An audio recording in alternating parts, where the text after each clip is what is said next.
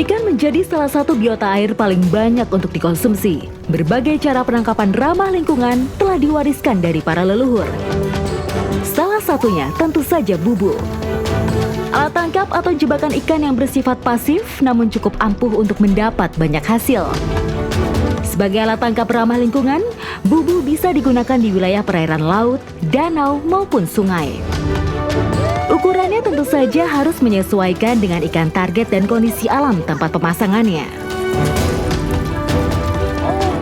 Wah!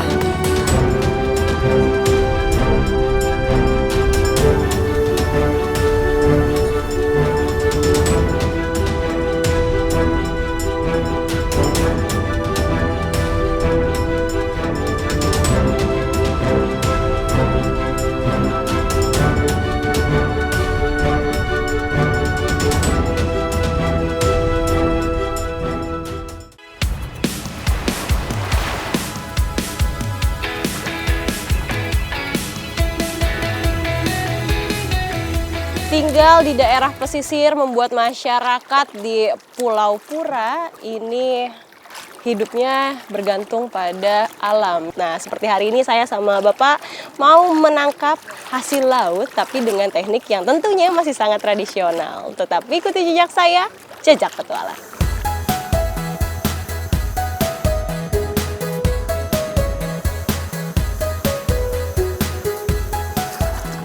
Ini sekarang kita udah sampai di lokasi untuk kita ambil bubu. Jadi masyarakat di sini memang masih menggunakan teknik bubu sebagai salah satu cara yang paling efektif untuk menangkap ikan sekaligus langsung banyak. Jadi di sini lokasinya, dan kalau saya lihat sepertinya dalam. Ini lebih dari 5 meter.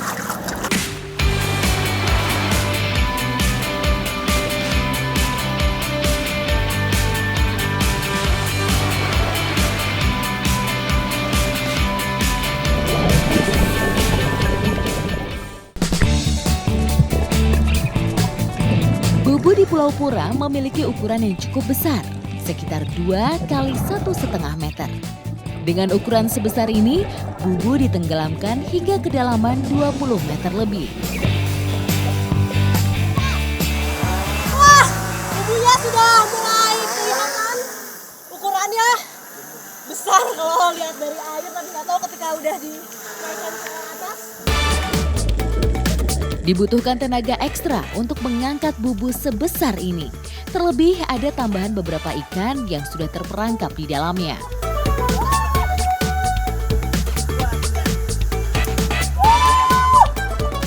Besar sekali. Bubunya ukurannya setelah sudah diangkat itu sekitar 2 kali 1 meter. Jadi ketika diangkat tadi Bapak berdua ngos-ngosan ya Pak.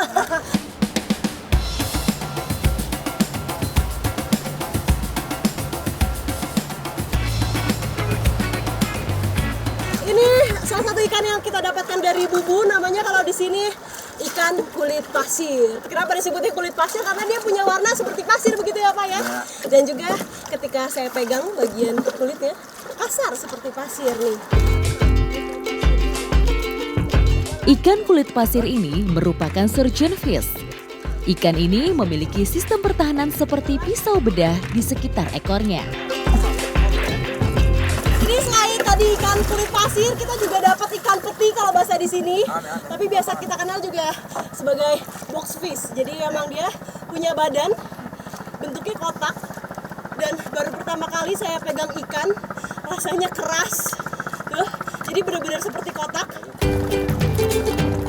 Boxfish memiliki bentuk unik, sehingga ia termasuk perenang lambat karena bentuk tubuh yang tidak aerodinamis. Sudah dikeluarkan semua ikannya, selanjutnya akan diturunkan lagi dan ditaruh di tempat yang sama.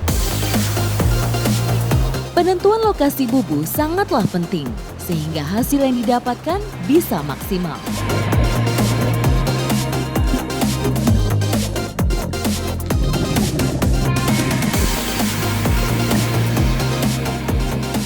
Bubunya sudah ditaruh tadi di sekitar sebelah sana, dan juga kedalamannya kurang lebih 20 20 meter. Dan juga masyarakat sini biasanya kalau meninggalkan bubu paling sebentar itu 4 hari dan paling lama 1 minggu. Semoga saja bubu yang barusan saya taruh dan juga Bapak nanti dapat ikan yang banyak setelah seminggu ditaruh.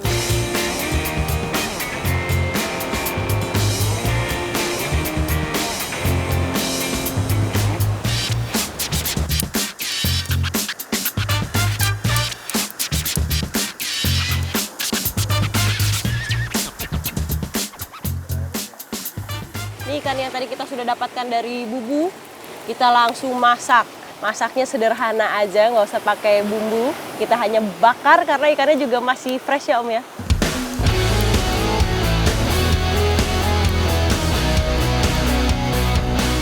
Sebenarnya dari dua ikan ini yang paling saya penasaran sama ikan peti ini nih yang saya pegang. Nanti kita kelupas itu lebih mudah ketika dia sudah matang. Jadi di dalamnya juga dagingnya udah mulai kelihatan. Kalau kata Om lebih enak dibandingkan ikan kulit pasir.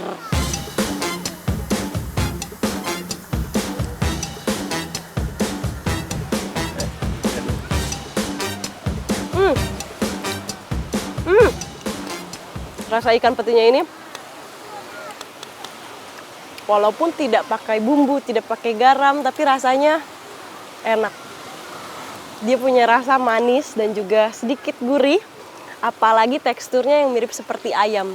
Kayaknya kalau kita makan cuma ikan saja satu, tidak usah pakai nasi, sudah kenyang. Karena teksturnya itu seperti penuh di mulut. Enak banget Om. Oh iya, dia tidak ada durinya. Nih. Hari ini saya banyak belajar dari masyarakat pesisir bagaimana cara untuk menangkap ikan dengan cara yang aman dan juga masih tradisional, apalagi dimasaknya bersama-sama, dimakannya juga berbarengan. Ditambah lagi bonus di belakang saya pemandangan yang begitu indahnya. Lengkap sekali penutup hari ini ya Om ya. Tetap ikuti jejak saya, Jejak Petualang.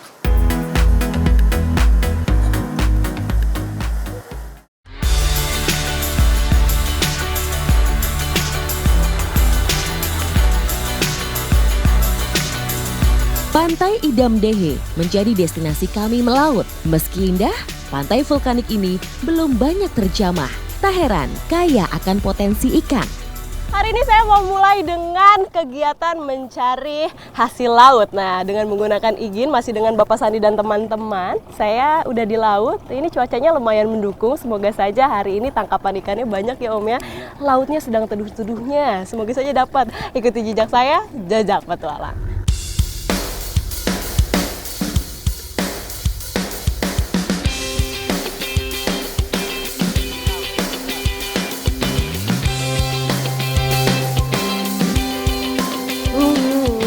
Kita sekarang sudah sampai di spot untuk mencari ikannya. Biasanya kita mencari spotnya yang memang lautnya di kedalaman 10-15 meter. Untuk igin pertama yang diturunkan, itu biasanya sebagai uji coba juga, jadi tidak terlalu dalam lautnya. Dan tanda-tandanya di sini pakai penanda alam. Misalnya dari bukit-bukit ini di belakang saya.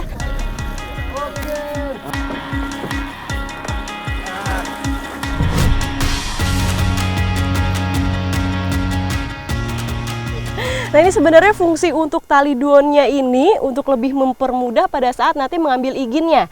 Dan ini ditaruhnya pun gak sembarangan, harus mengikuti arah arus. Misalnya sekarang arusnya lagi ke arah selatan, berarti harus ditarik lurus ke arah selatan.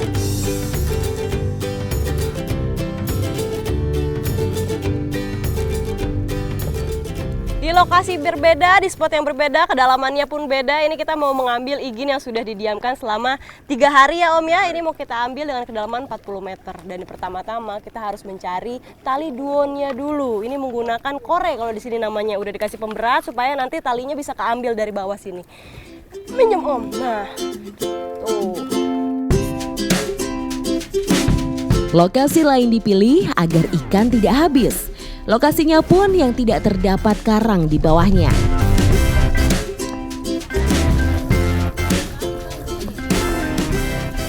Ini mencari tali duonnya tidak semudah kita bayangkan, karena ini memang carinya harus sambil jalan, sambil dayung, terus merasa tadi korenya kalau misalnya sudah ada yang nyangkut langsung diangkat seperti ini. Ini sekarang lagi mencoba tarik duonnya, ini sudah dapat akhirnya.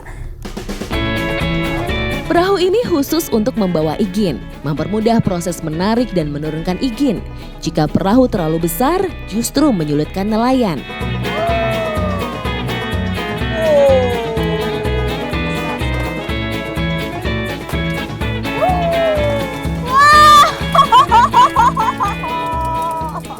Duonnya terangkat juga, talinya dan iginnya juga sudah dimasukkan dalam perahu. Ini hasilnya ikannya, kalau dari luar sini besar-besar. Hasil tangkapan dimasak sendiri. Jika dijual pun hanya dalam skala kecil. Hal ini merupakan wujud syukur mereka atas hasil alam. Tangkapan kita hari ini salah satunya adalah Raja Bau. Dan ini masih ada lagi, ikannya besar-besar, iginnya besar, hasilnya pun lihat dong, ikannya ukurannya gede banget. Tetap ikuti jejak saya, Jejak Petualang.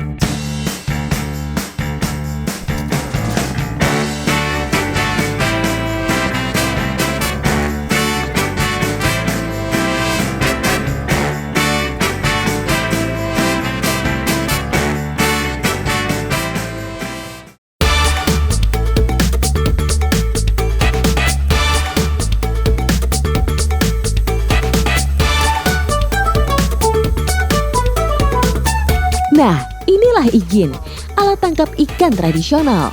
Bahannya sederhana, hanya bambu yang dihaluskan. Tahapan awalnya kita harus mengukur. Kalau di sini lucu sekali loh, ukurannya tidak pakai meteran, tidak pakai penggaris, tapi pakai badan, postur badan. Nah, ini adalah ukuran untuk nanti pintu masuk ikannya.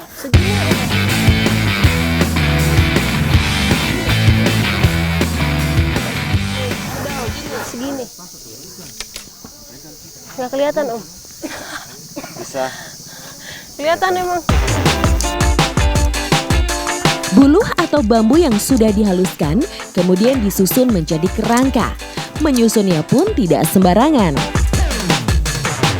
Sebenarnya kerangkanya sudah mulai kelihatan setelah sudah dianyam-anyam, sudah diikat-ikat. Dan di sini sebenarnya bambu yang digunakan itu jumlahnya harus 32. Kalau misalnya lebih dari 32 atau kurang, nanti nggak akan jadi seperti ini ya, Om ya. Nanti bentuknya tuh akan berubah lagi jadi berbeda. Rangkaian ini disebut salano, yang merupakan susunan dasar. Selain salano, susunan lainnya juga harus diperhatikan.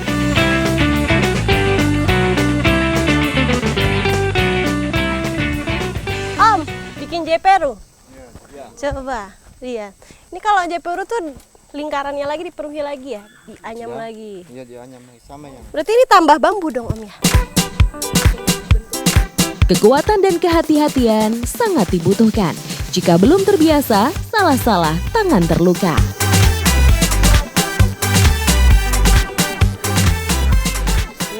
Ini tahapan ketiganya. Lihat dong, dari luar ukurannya ini besar sekali. Nah, ini tahapnya namanya proses rangi kalau di sini. Ini penambahan lagi bambu-bambu bagian luarnya. Setelah jeperu jadi, selanjutnya adalah deru, yaitu susunan bambu terluar. Jumlahnya harus terdiri dari 96 bambu. Semua menggunakan tali duon, nggak pakai tali lain. Jadi bener-bener semuanya karena memang ini kuat ya, Om ya, dibanding tali lain.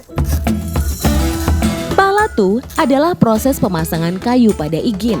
Sebanyak 19 kayu langgudi dipasang. Fungsinya sebagai dudukan igin agar tidak menggelinding ketika di dalam laut.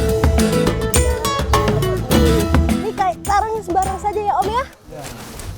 Ya, semoga kayu ini memberikan berkah untuk Tambah masyarakat lagi. supaya ikannya banyak.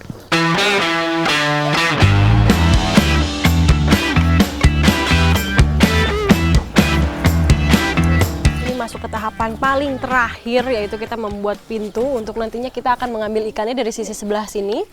Jadi ini harus dilubangi dulu tadi pertama, lalu ditutup-tutupi pakai bambu-bambu yang sudah dipotong-potong ya, Om ya, dengan ukuran yang sama.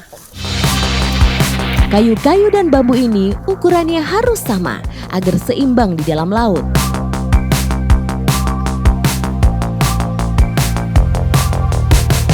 Selesai!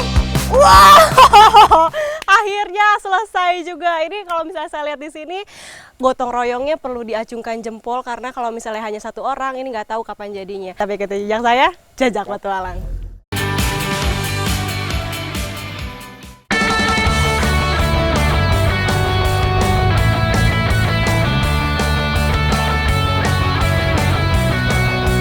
Indonesia, serpihan surga yang jatuh ke tanah air. Menyimpan begitu banyak danau purba yang masih terjaga hingga saat ini. Salah satunya, danau terbesar ketiga di Nusantara, Danau Poso. Sekarang saya sedang menyusuri Danau Poso, tapi kayak kalau sudah jauh-jauh ke sini ada yang kurang nih. Kalau misalnya kita tidak mencari ikan yang banyak diburu oleh masyarakat di sini. Ikan apakah itu? Sabar, rahasia dulu dong biar asik. Yang jelas sekarang kita lagi menuju ke alat penangkapan. Di dalam danau seluas 32 km ini, terdapat biota air unik yang saya akan cari.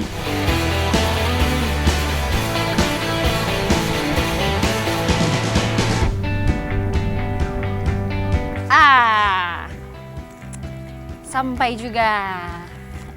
Ini dia wayama sapinya. Saya duluan ya, Pak. Wayama sapi merupakan alat tangkap ramah lingkungan yang sudah menjadi warisan dari leluhur. Bahkan, pagar Sogili ini mampu berdiri kokoh sejak 4 generasi sebelumnya. Oh, Bapak berarti nanti masuknya Sogilinya lewat sini. Iya. Nanti Sogilinya akan masuk lewat sini dan akan bermain. Nah, baru deh ketika sudah lumayan turun, kita datang dan kita ambil Sogilinya.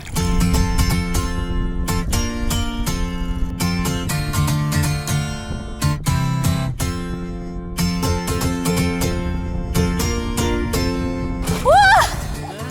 Itu kok kelihatan nggak yang besar itu? Ih, ini Sogilinya. Nangkepnya gimana, Pak? Nangkepnya gimana nih? Ya, dia pergi-pergi terus. Saya udah sempat pegang, tapi dia licin sekali nih. Sogili atau yang biasa disebut sidat adalah ikan yang bertubuh memanjang dan termasuk keluarga Anguillidae. Dan Sogili ini termasuk salah satu ikan endemik dari Sulawesi yang populasinya cukup banyak di Danau Poso. Waduh! Tuh, ini ya lepas lagi. Aduh.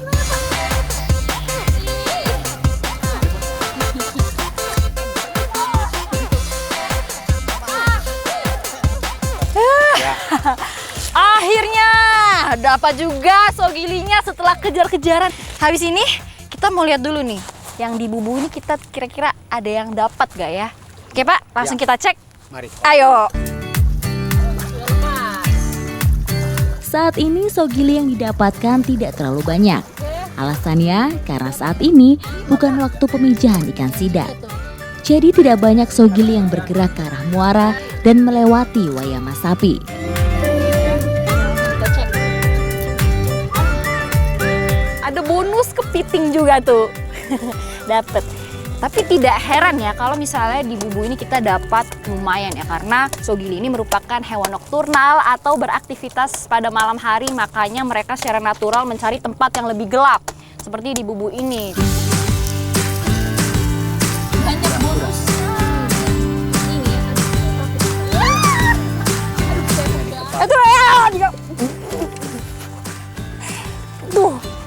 Aduh, lepas lagi dia. Jadi memang badan Sogili ini dia sangat licin, berlendir. Nah, berlendir ini sebenarnya fungsinya adalah sebagai alat proteksi diri dari predator dan juga ketika ia melewati batu-batu supaya tidak terluka badannya. Tapi ini bumbunya sudah kita pasangkan, sudah kita ikat, sudah bisa ditinggalkan ya Pak? Ya. Biasanya ini besoknya dicek lagi untuk dipanen, dapat Sogili lagi atau ikan-ikan lain atau enggak. Dan sekarang langsung aja nih, Sogilinya udah menunggu, kita mau langsung olah. Ikuti terus jejak saya, jejak petualang.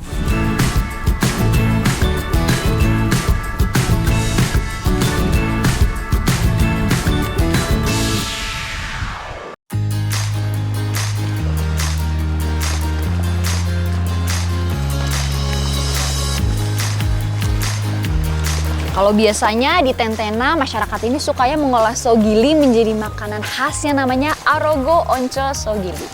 Nih bahan utamanya nih, ada daun onco dan daun arogo. Ini cukup harum. Cobain dulu deh, rasanya kayak apa sih? Kayaknya nanti rasanya bakal seger nih makanannya. Arogo onco merupakan makanan khas suku Pamona di Danau Poso. Olahan ini begitu digemari di sini. Saya jadi tidak sabar untuk mencicipinya.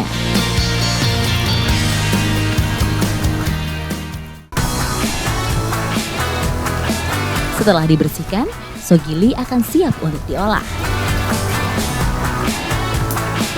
Kita sudah mulai memotong sogilinya.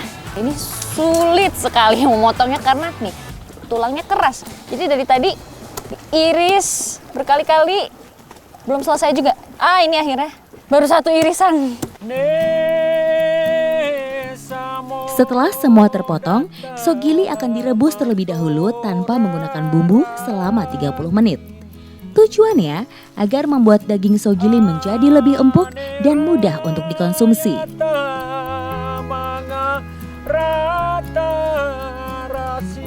Setelah masak, sogili akan dicampur dengan daun arogo onco dan bumbu dasar lainnya.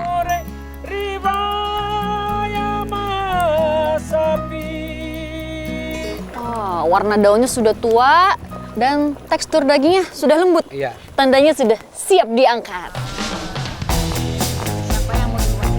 Mangkoni alias saatnya menyantap. Ambil dagingnya. Saya mau langsung makan pakai semua daunnya. Enak banget. Ini kalau menurut saya rasanya tuh lengkap. Ada pahitnya dari daun arogonya, tapi ada asam-asamnya juga dari daun onco.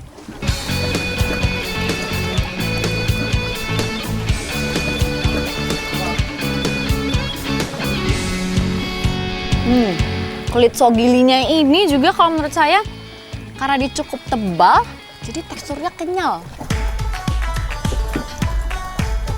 Sogili memiliki kandungan nutrisi protein, karbohidrat, vitamin A dan B, omega 3 dan 6. Sehingga daging sogili ini banyak yang menganggapnya sebagai ginseng air karena dipercaya dapat memperpanjang umur dan mencegah penuaan dini.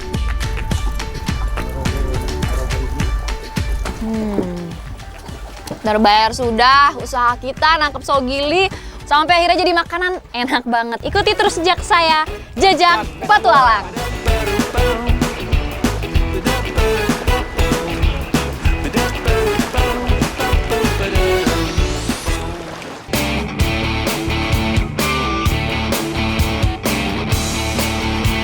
Populasi ikan air tawar di Sebangau masih sangat berlimpah.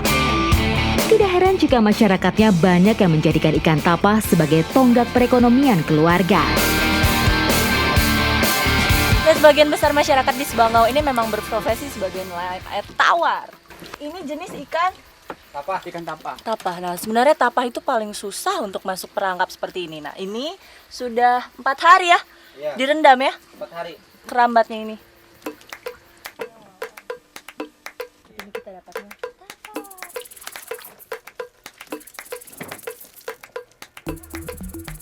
Ya, sekarang kita cek areal satu lagi ya Pak. Masih ada satu kah dua? Satu. Nggak ada. Di depan.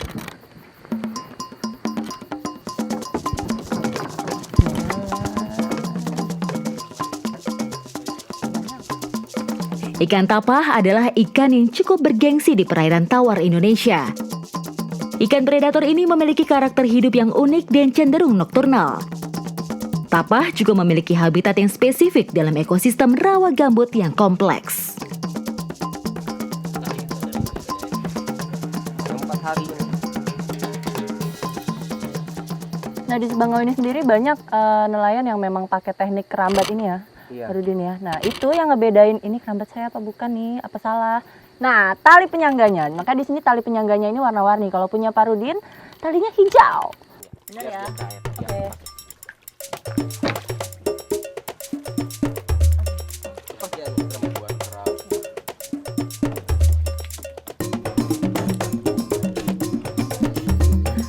adalah ikan tapa pertama yang saya pegang. Nah, beratnya mencapai ada ini 5 kilo lah.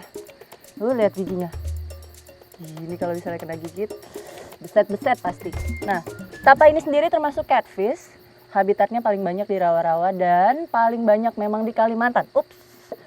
Tapi memang termasuk ikan yang prestisius. Kenapa? Jarang ketemu sama ikan tapa ini. Lihat. Maaf ya kalau luka-luka, soalnya di dalam apa tadi kerambatnya itu ada, ya memang ada skat-skat. Jadi ikan begitu masuk dia tidak bisa keluar. Tapi ibaratnya kalau sudah terlalu lama di dalam situ, luka-luka mereka pasti mencoba keluar. Nih, kasih taruh lagi ya bang. Ya, oke.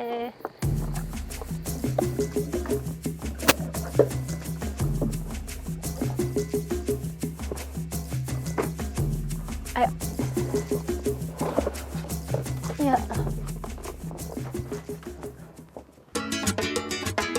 Bagi masyarakat Paduran Sebangau, ikan tapah adalah sumber utama protein.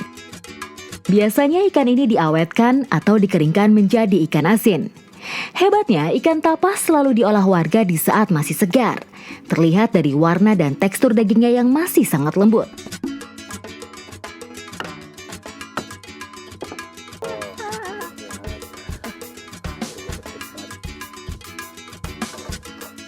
Tidak semua ikan tapah diolah menjadi ikan asin.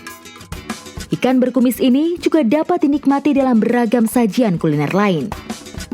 Jika tangkapan banyak saja, pengolahan ikan kering dilakukan. Kalau sedikit, ikan akan dikonsumsi sendiri oleh warga sebagai lauk pauk.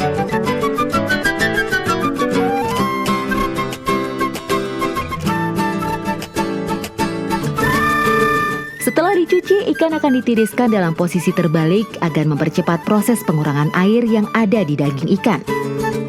Proses pengerjaan ikan asin tapah ini sama dengan istimewanya ikan yang diasinkan berasal dari ikan segar. Bukan ikan yang telah mati berhari-hari kemudian diasinkan. Tak heran jika ikan asin tapah berada dalam daftar teratas incaran penikmat ikan asin di Indonesia.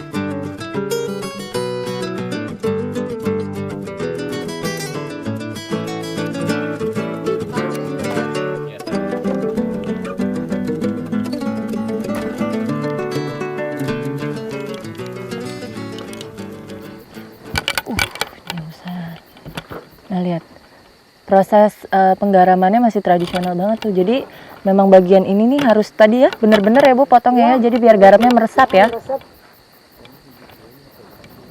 Nah, untuk kelas ikan asin tapah ini memang high quality. Kenapa? Fresh water. Jadi begitu dari tadi tangkap, masih segar, langsung potong, langsung garemin. Nah, jadi seperti ini. Jadi tidak heran harga jualnya. Kenapa? Ya itu, kan ini ikan susah dan terkenal enak. Jadi kalau temu ikan tapa, apalagi yang segede-gede gini, Ibu, ini bolehkah buat saya? Boleh. Boleh.